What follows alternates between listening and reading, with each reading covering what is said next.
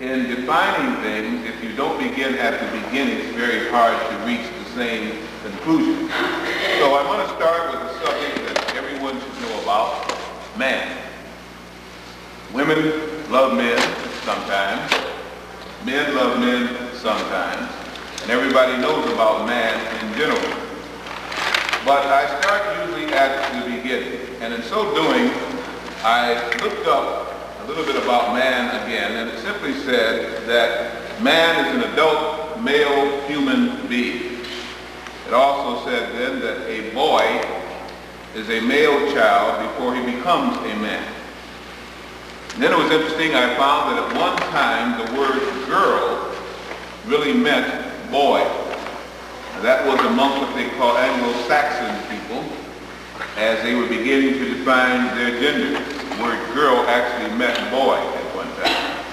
I then looked up the word patriarch, and it said it means the father or the male head of a family or a tribe. And of course it gave examples, and in the Christian Bible, I simply use that because this is where a lot of my people seem to point their references again. It stated that Abraham, Isaac, and Jacob were examples of patriarchs. I appreciate that. We presently live in, and for some time have lived under, what we call a patriarchal or male-ruled society.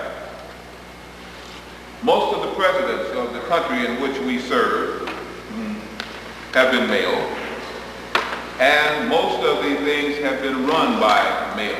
Maybe that's why it's in the condition it's in. The Bible says, and again I'm going back to the book that most of us feel we understand probably better than other books, whether we do or not, we'll have to actually see.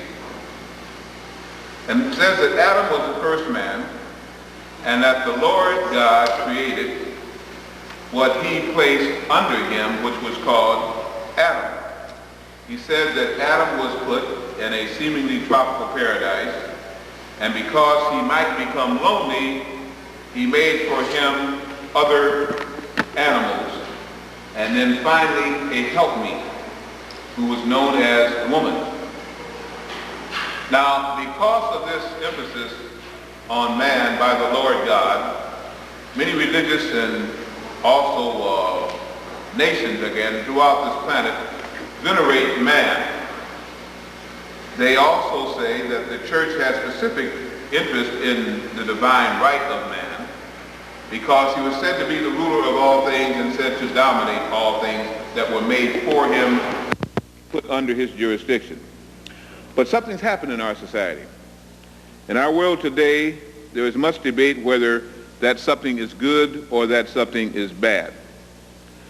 Suddenly, there is what we call a male man, and instead we now have a male person, or a letter carrier. Instead of the chairman, we have a chairperson.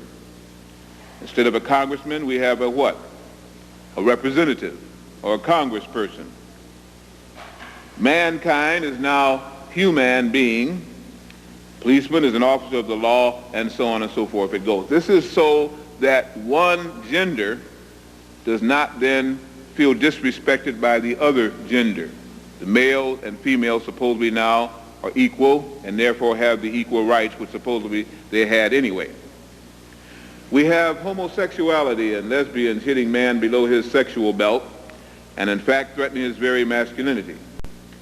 We have drugs that are turning man into a weakling. We also have stress that's turning him into a nervous wreck, and poor food intakes again and turning him into a very unfertile, very impotent, very frustrated shell of his former self.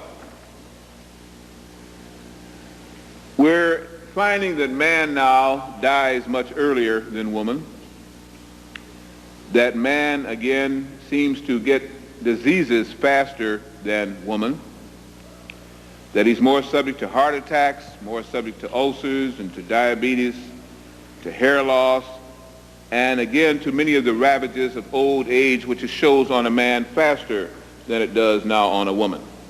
So the question must finally be raised, can man in his present state actually survive? Now, outside of that, when we look at the black man, In addition to all of those stresses, now must come the stress of a society which in the main is quite male-dominated and oppresses the black male at every turn. We could go into a long lecture here about male-female relationships and about white man, yellow man, brown man, and black man relationships, but I want to move past all of that.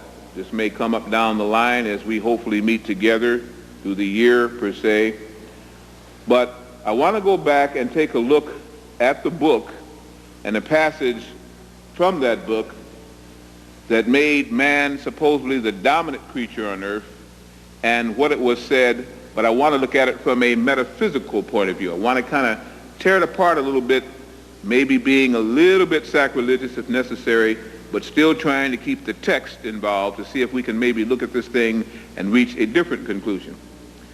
In Genesis, the first chapter, 26th verse, God is made to say, "Let us make man in our image, after our likeness, and let them have dominion over," and it goes on to say, "the various creatures that fly and crawl," and so on again like this. In Genesis, the 25th verse, it says again, "So God created man in his own image, and in the image of God created he him, male and female." Now, what do we have here? We have a God creating a male and a female at the same time and calling them mutually man. Later, a Lord God created another man and called him Adam. And this is where the trouble really begins to start, and what the modern theologists and preferably the theosophists are calling the second creation, or the second Adam, or what I like to colloquially call Adam 2. The Hebrew word for Adam means red clay when literally translated. It shows that Adamic man was formed physically from earth-found ingredients and was somewhat red in appearance. The Hebrew word Yahweh was interpreted by these scholars as Lord God. This was taken from what is called the tetragrammation YVHV, or Yadhevate. The Hebrew word Yehovah was interpreted again as God, and Jehovah or Yehovah simply meant past, present, and future. Now, this was done by what they call the scholars who were known as the Masoretes, or the writer scribes again. These were supposedly, as we understand now, Hebrew scholars and scribes interpreting what is called Oriental philosophy for which was called now the chosen, or chosen people, which were there and for to come. So this was like a study guide for these so-called chosen by the scribes which were born before them. These Masoretes wrote what was called the Masoretic text. That chapter in that book, literally, was a universally created, self-contained, parthenogenic person, hopefully of higher consciousness, that God created, that was called man. Parthenogenic simply means dual-sexed, able to reproduce self without the aid of sperm and egg. It means a self-contained individual, which obviously was either a very higher vibrating person at this time, or pretty much we might say parthenogenic things were being placed on earth at that time, which we don't find now. How many have ever heard of the Parthenon? The building called the Parthenon. Okay, the Parthenon in Greece is said to have been built by the Greeks. I doubt that very seriously. And it deals with what we would now call, again, a place where Parthenon and parthenogenesis was practiced. They would go there at certain times of the year. They would have certain foods and fastings that they went through. They would avoid moonlight for a while or sunlight for a while, depending again on who was there and who was going to be placed at or in the Parthenon. Partially, this creation by God and then this second creation by the Lord God had the ability to reproduce itself as a God possibly should. This was changed.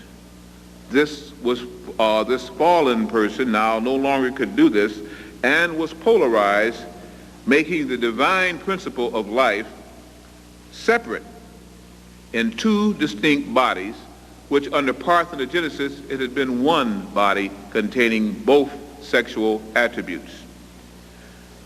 Now these two separations were called male and female, and the new and lesser creature was now called human. Now called human.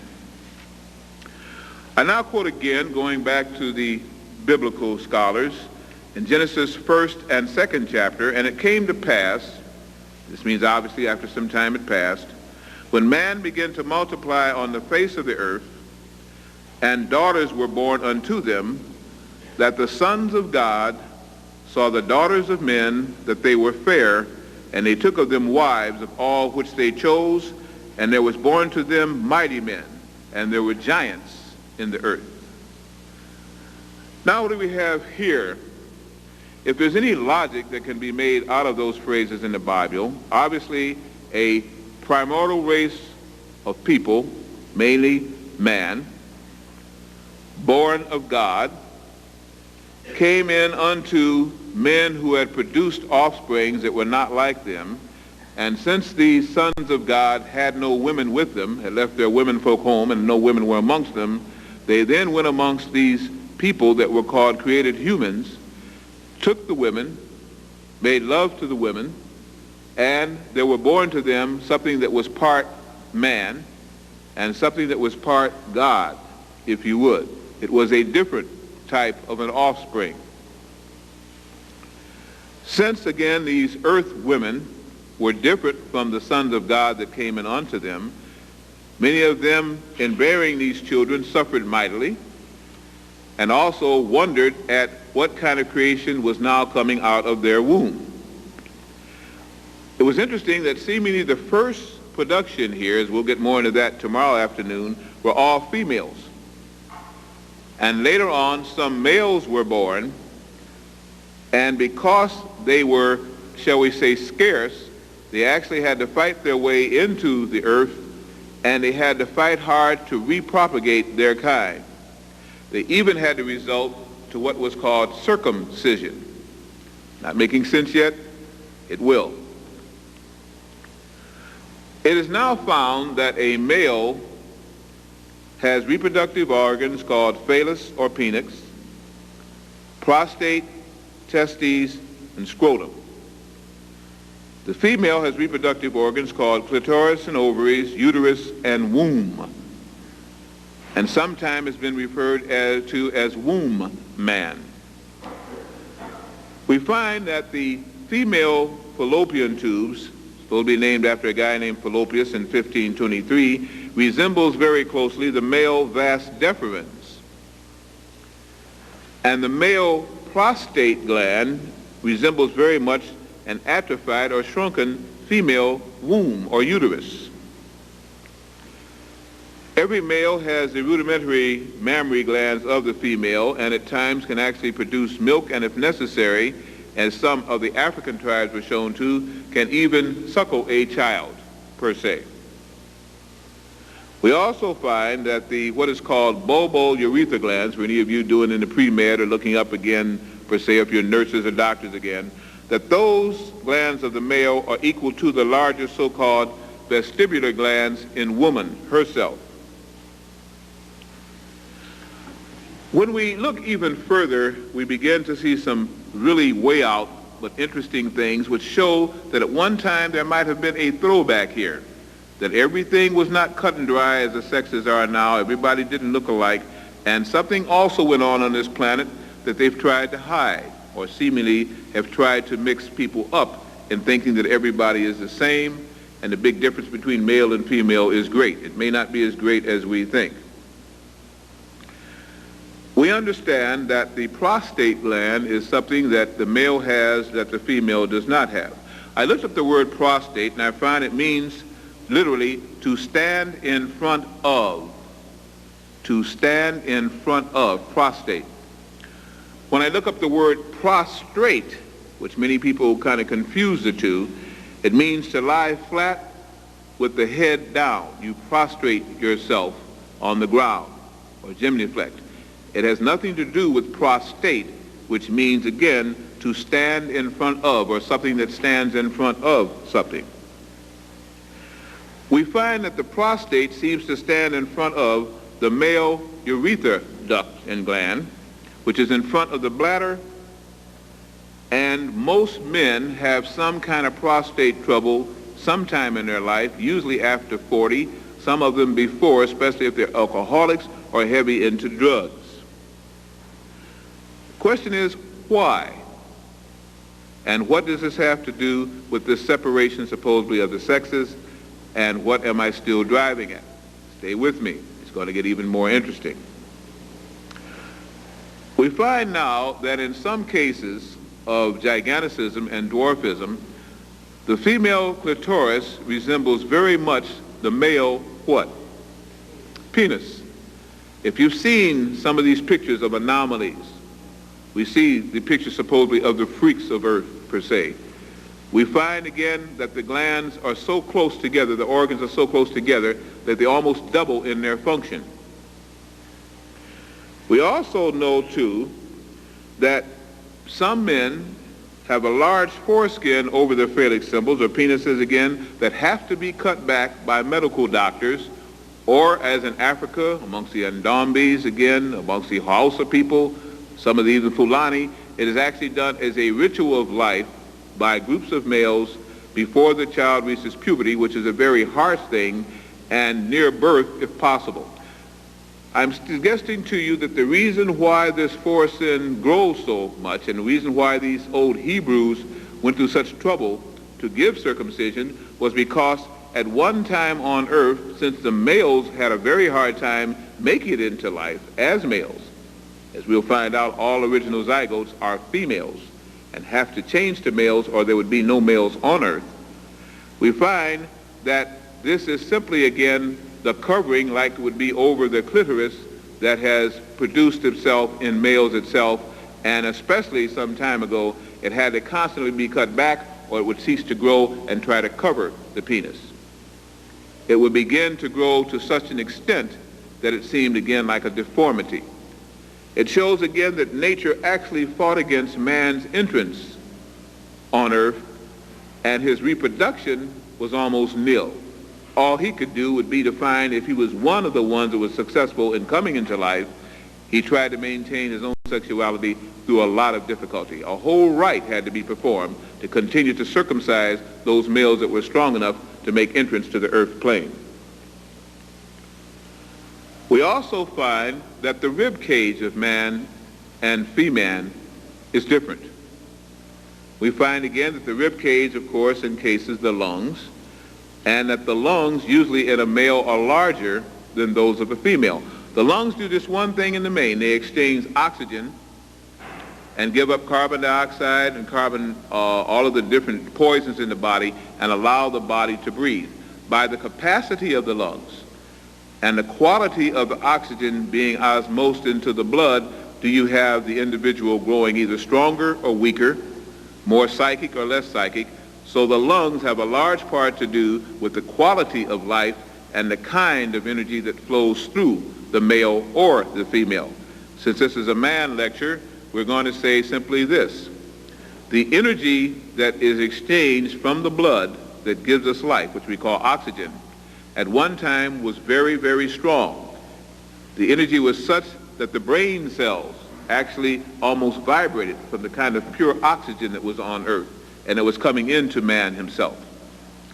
Then as earth became more polluted, and as the energy fields of earth began to get less vibrant, the oxygen capacity and the energy in the oxygen also depleted, and man lost the power to do a lot of things seemingly that he could do before. The energy simply was not there.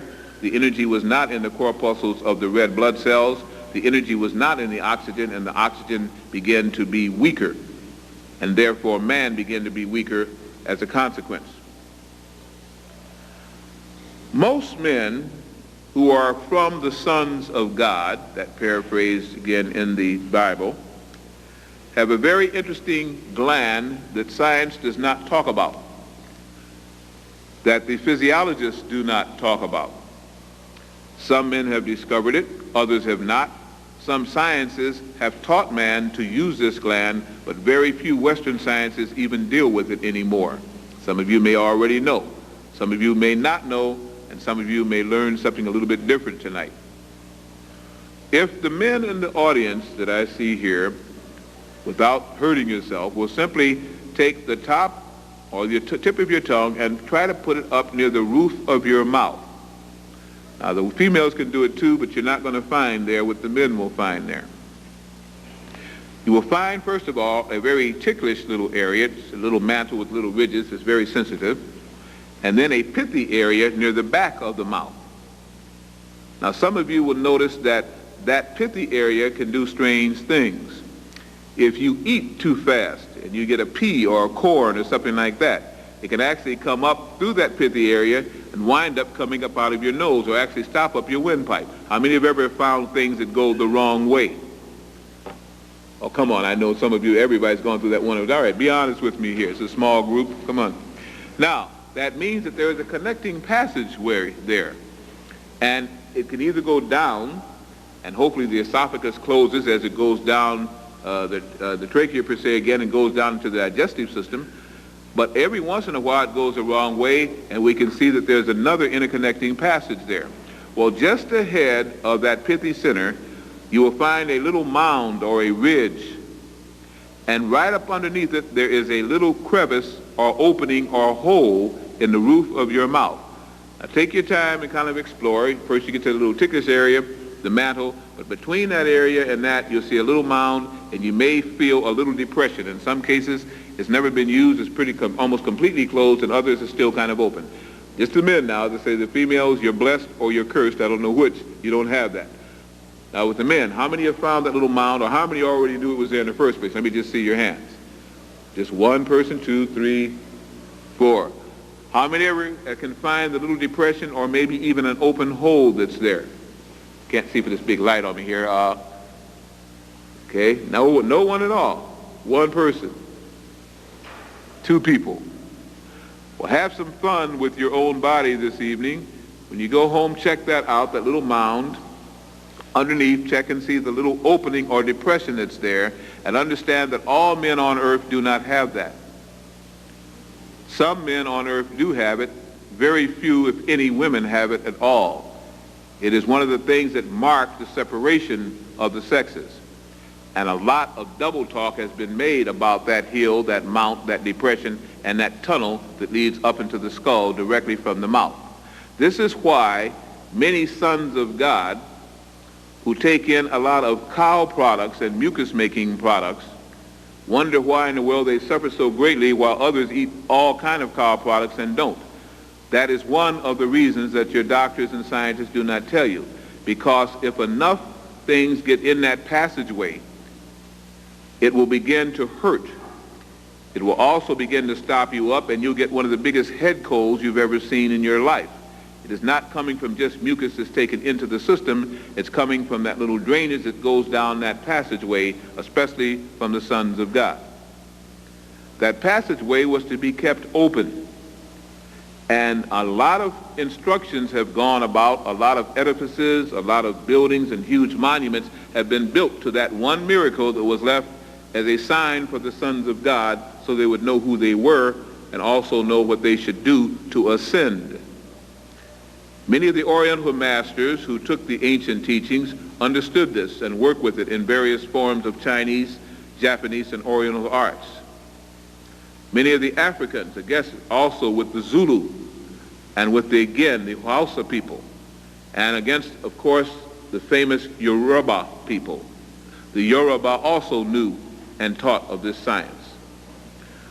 What that particular thing is reflected very much in what is called the Great Pyramid. The pyramid at Giza on the plateau there, in which we falsely call the Sahara Desert. That was not the desert it was built on. In other lectures I explained why that does make a big difference. It was a very interesting piece of land that now has been surrounded by the Sahara, and now they consider it having been the Sahara. It was not. It was a very key piece of land there, which some of these ancient people these Lord gods, if you would, chose to build a huge city. And on top, one of the highest parts of this city was what we now call the Great Pyramid at Giza, who again, Western man teaches you is Cheops, but we know was actually supposed to be whose temple? Khufu, all right? If you will take a look at what is called the King's Chamber in the Great Pyramid, and those 4 slabs of stone that rise above the King's Chamber, I don't have a blackboard, but in a parapet like, 4 actually slabs, and then above it is a whole little room-like built. They state that this is where the body of the king was to be placed upon his death, and that's why they built the pyramids. I state to you concretely, the pyramids were never built as an entombment for anybody. It definitely wasn't built for Khufu, and certainly was not built for Cheops. Had nothing to do with any of that, but as a people degenerate and ignorant, do not understand what they see, they make up fallacies, and since the books are read as textbooks by us, we fall victim to the same lies and misinterpretation through ignorance. That pyramid structure was to resemble the skull of the sons of God, and to teach them that once they could understand this, they could then rise to the idea of the other edifice that they put out in front of it, which runs 240 feet, weighs something like 600 million tons, and is carved out of a solid plate of granite called the Sphinx. Mark my words, you're going to hear more and more talk about the Sphinx this year and through 96 than you ever had. And by 95 and 96, it's going to start giving off vibrations. Just as man's skull, that is the Son of God, will start giving off vibrations. When it gives off vibrations, the skull of man, the real man, the sons of God, will also start giving off vibrations. And when that tunnel to the Grand Gallery also opens as the stone falls away, so will the tunnel leading to the pineal gland within the sons of God open, and the powers will begin to run through him once more. Everything here was a symbol for those who were dead to finally awaken. That's when the pyramid became the tomb. It was never built as a tomb, but when those rightful users of the tomb fell in ignorance into necromancy or death-like knells, lost in consciousness, and the planetary vibrations also shrunk, then all that was an entombment. The soul of man was lost in the skull of an animal, for he could not awaken and quicken to the vibrations that came from his bloodline, and was no more than the dumb beast of earth, who some people were told to subdue. Not all people were told to subdue. To make this even more simpler, or to get even more complex, we have collectively on the earth what we call 5 races of man. There are not 5 races of man. We have collectively on earth 7 continents by which this man may exist. There are not 7 continents on earth. And we have collectively again the colors black, brown, yellow, white, and pink by which the races of man are colored. There were also green, blue, and red men on earth, and we've forgotten about that. The only one we hear referred to as a red man now is so-called Native American, which we call misnomered the Indian. Our planet has come under a period of ignorance, dumbness, and lowered vibration, and that time is now to move. It is past. There is no reason for ignorance, dumbness, or lowered vibration if you want, and if you happen to be of the sons of the God and you don't respond to it, you will soon be dead. Now, isn't that a big threat? I'm not making the threat. I'm interpreting new and future knowledge. As a metaphysician is supposed to, you have to find out whether you can agree with it or not. There is no truth until you decide what truth is, and each person should find that truth out for his or herself. Human, by which if you look in the encyclopedias and dictionary, it says we're all human beings. That's a lie. We are not all human beings. Human is animal man. Hu was a god Hu, which ruled the lower plains, again, under the old teaching of the ancient Sudanese and Nubian people, and later on the so-called Egyptian people, which was a mixed race. You're going to find out just how mixed in a minute. Human did not come from God, or what we call the Creator, but from lords, or what we now call the Lord God, and animals. They were a creation by scientists who we now refer to as Lord gods. And they made human by engrafting and changing the animal life at different times as they found it on this planet and from other planets, and dropped them off here. God-man, this is the key, and the ones that had the key to the Sphinx and the pyramid, were from the sons of gods, or which we now refer to as the angels. And they were a cross between mankind and the sons of gods, or the angels.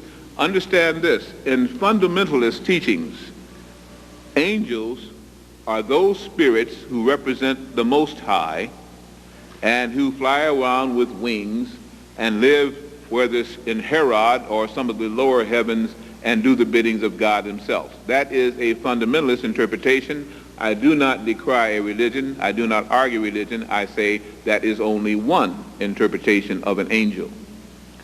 The other is those who mastered the angles, those who could bend light rays, those who understood the 4 pillars of the sacred sign of the swastika, which was not called the swastika, but a whole different name. It mastered those who could understood the 4 rays of consciousness necessary to exist on the 4th dimension, which Earth was supposed to have been into millions of years ago, but got held back by humans. Now, as humans who are going to begin to die out, and the sons of God must come to the fore, so the angels can return, that awakened person is the one that will now go through changes like you have not seen, as he attempts to throw off the dross, the animal, and come into his own consciousness. Mankind came from the lords of different planets and was soulless and could not reproduce. I repeat the 3. Human, animal man, made from animal species both on this planet and other planets. God-man, the sons of God, and also sometimes interpreting with mankind, a made person again by Lord gods on other planets. And mankind again by strictly the lords of other planets in this one. Obviously, you can begin to see what I'm inferring. This has nothing to do with the Creator, the prime causation, the cosmic universal logoi. This has to do with people who evolve up the ladder, and because of their knowledge of genetics, their knowledge of geography, their knowledge of astrology, their knowledge of astrophysics, when they come to a planet, you treat them like gods. All of the series that you see now, Babylon 5, Deep Space Nine, and all the rest of it, are trying to show you what really may exist in this system and in other systems to let you come into what is now called the planetary brotherhood. To awaken from the idea that you are a lone important species, you are not. But now the Earth is becoming an important place, as we'll find out for numbers of reasons over this weekend, as we get deeper even tomorrow than we're going to go tonight. This is to awaken those who are not soulless, but have deep spiritual souls. One of the things that black people have found consistently is that in the face of adversity, they sing. In the face of adversity, they can laugh. In the face of adversity, they come together as a unit. And one thing seems to bother them. They know that they're supposed to worship something. They know that they're supposed to be spiritual entities, but they're not finding the results sometimes strong enough. They have found that in following religions fervently enough, really getting on fire with it, miracles do happen. But down deep, they're not satisfied because they still feel there ought to be a shortcut, and they know that something's there, but it's just not quite right, and daggone it, it frustrates me no end. How many have actually felt like that? Don't lie, if you haven't, you haven't. Most of you do. That's why the churches now, the people are going to the strongest word, the best choir and the best place where they can also make money and meet good mates, and they're falling away from little churches that just can't make it anymore. Fundamentalism is separating from the advanced spiritual person. Again, I say this, and don't say I came here and talked about the churches and put them down. I'm not. Let each person go to any church they choose. It is their choosing. They will be responsible for their own souls if they have one. I'm saying that there's a difference between a spiritual person and a religious person. A spiritual person does not need a church, for the home and temple of God that they find their souls in is the church, and how they keep it clean and how they keep it out of ignorance and what they do with it shows their manifestation of the God's light. For the other, they need a religious fervor and constantly reminded, because they do not have quite the soul that is risen to the point where they can again manifest the Creator within them. So they constantly have to remind themselves as a herd come together to give themselves the strength to carry on. That is changing. That's why you're going to find the church being attacked like never before, and leaders in false churches falling like never before, and that's why the Falwells and all the rest of it, and you find them like little animals attacking each other, each one pulling each other down, and the congregation suffering from it. Because man must learn he does not have to go to a church, he is the church.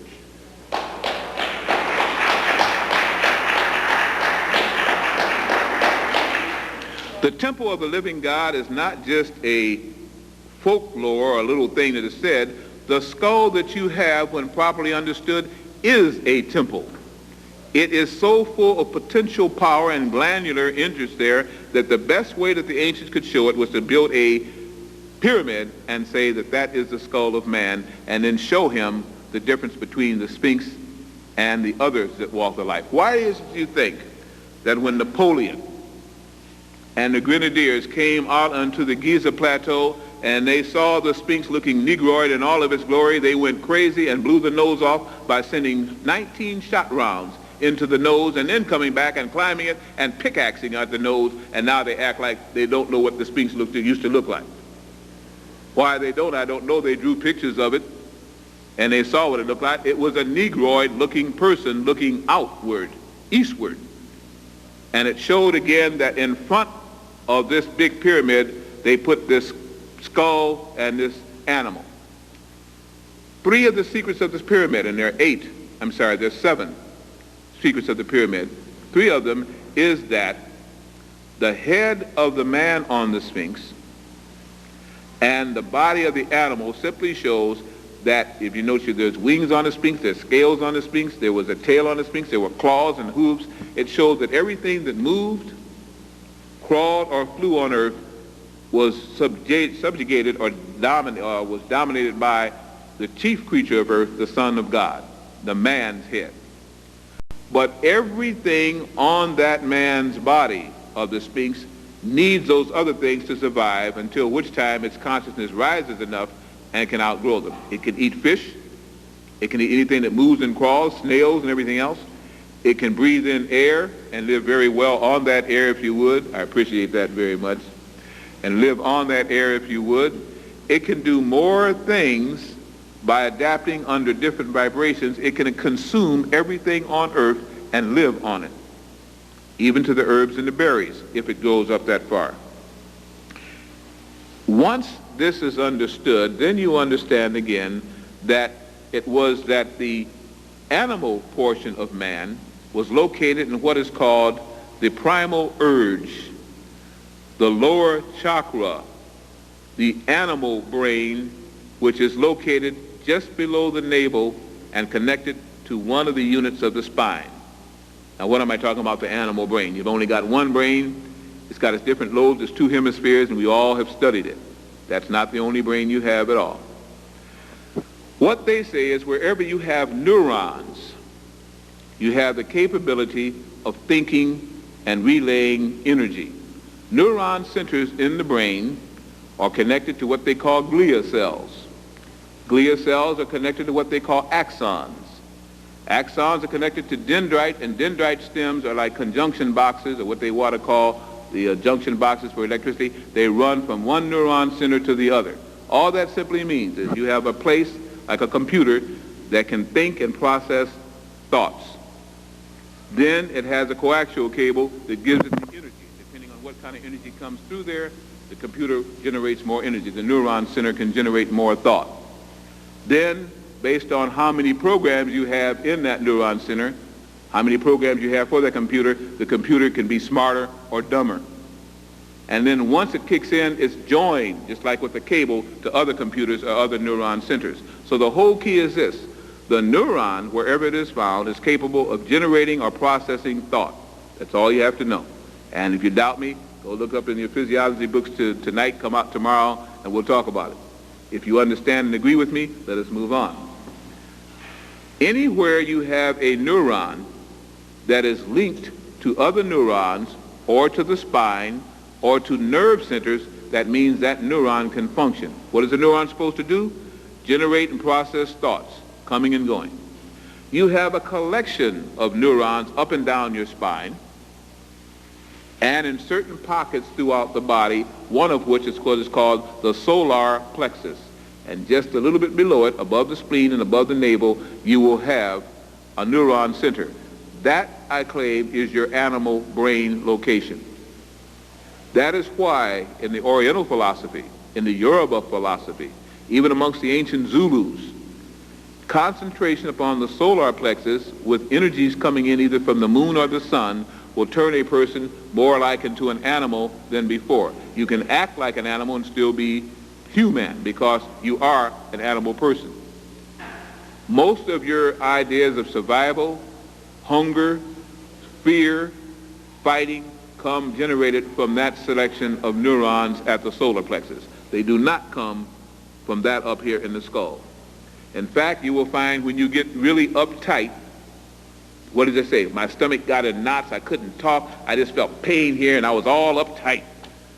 That is your animal brain talking, taking over, to fight or flight, to fear or love, to hate or to detest. These are all animal passions, and that's why they call them. These are the emotional hubs. They say that we use less than 1% of our brain. I sometimes even question that amount. The reason why we don't is because we are usually ruled by the animal body and animal brain, which has got so used to dominating man that now man is more animal in many cases than, what can I say, some of the animals. Some of the animals will not kill in the way man will now kill, or human will kill. Animals in general will fight to a point where one gives up, turns belly up, and the animal growls, postures, and walks away. Man will blow you away, human will blow you away now for no reason at all. We have become more animals, and therefore those sections of our neuron centers work better than the one up here. So much here, this thing up here has nothing to do, it's getting rusty. It gets a lot of mucus around it. Its ends burn out and it won't fire correctly. You begin to really try to use it, you get a headache. You use it even more, you begin to get boils and breakouts because the energy has to drive out the pus and stuff that is coagulating the machinery. We don't use it. And there has been a lot of interest to stop us from using it, especially those of the sons of God and their offspring. Why?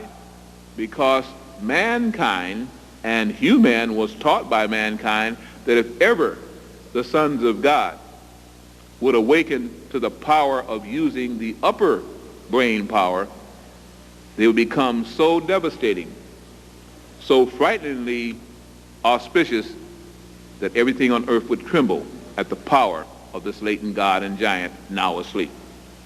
That's why they've never told you the proper use of the brain, and they will tell you again also that the pineal gland is an atrophied, non-usable tissue and organ that used to function but now has no bearing. That's another one of the biggest lies ever told.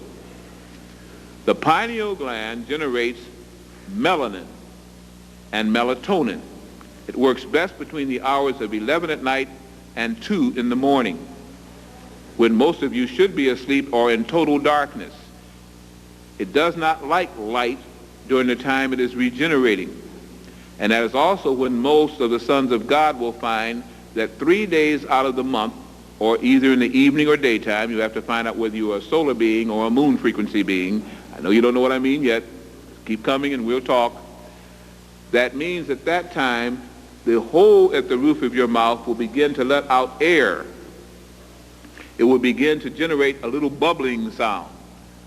Some of us have not even understood when this happens. It usually has a pattern, and as you become more and more conscious of it and do things to increase it, it will open up more and more.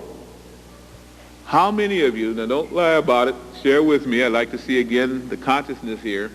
Men, because they say women, you don't have this privilege or this curse, whichever. Your day is tomorrow.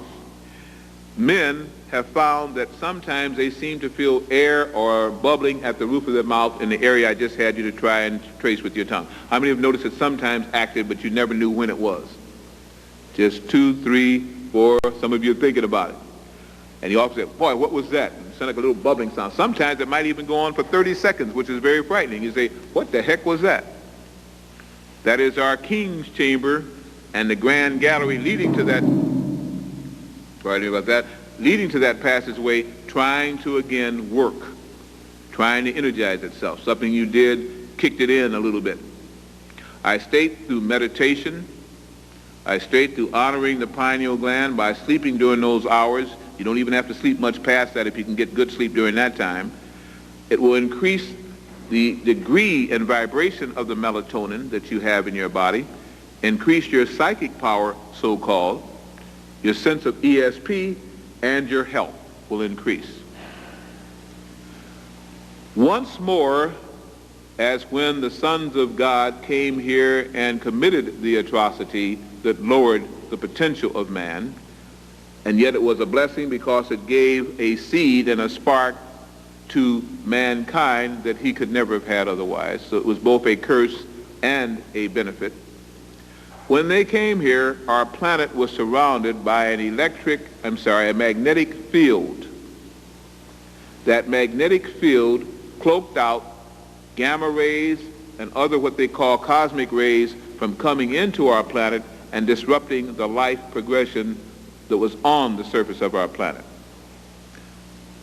These same Lord gods then came and set up an electrical field inside that magnetic field, causing everything to slow down.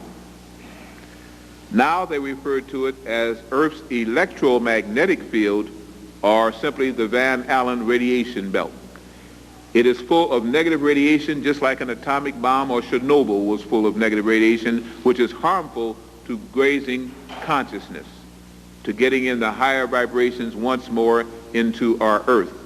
It was put up there as a frequency barrier by purpose by Lord gods, who for a time sought to dominate this planet and tried to misuse again the seed of the angels who had committed adultery here, but also had given a soul a chance to migrate and progress here in a form that normally was not used. Let me simply break it down by saying this.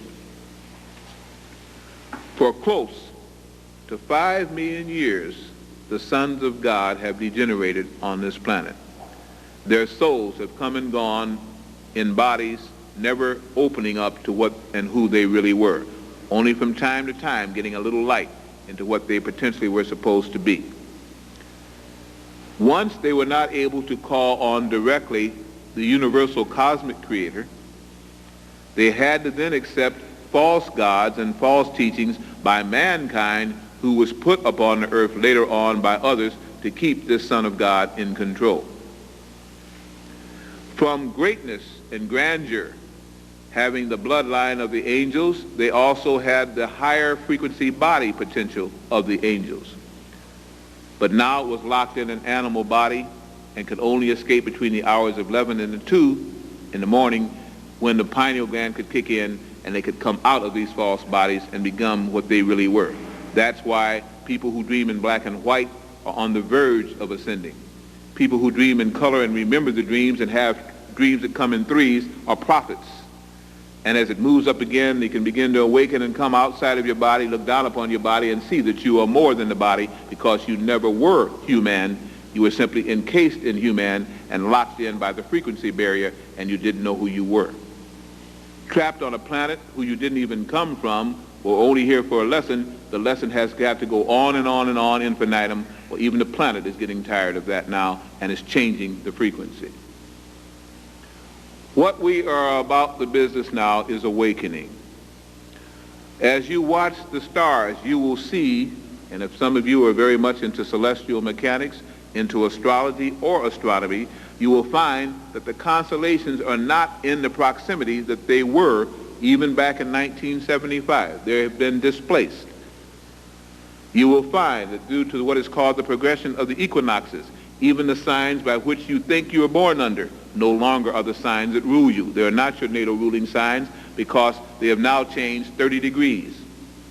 Time and frequencies are speeding up. Some of you should have noticed that the days are flying by. The time seems to just slip by. That's for you who are matching vibrations. You become quickened, sometimes agitated, sometimes searching for what you don't even know you're searching for, but you know something is changing, while other soulless creatures say time is still the same. It is not the same.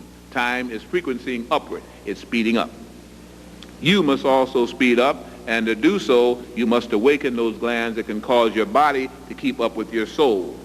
And it means you will be mutating. Don't become frightened of mutation. Sometimes if everybody mutates, nobody notices.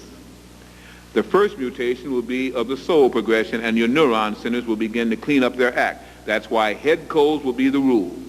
That's why asthma will be the rule. Asthmatic conditions will be the rule as you try to clean off the mucus and burn it up. The more you use your brain, the faster it will be burned up, and the more you get the headaches, and the headaches will go away because you'll finally begin the frequency like you're supposed to. For those who can't,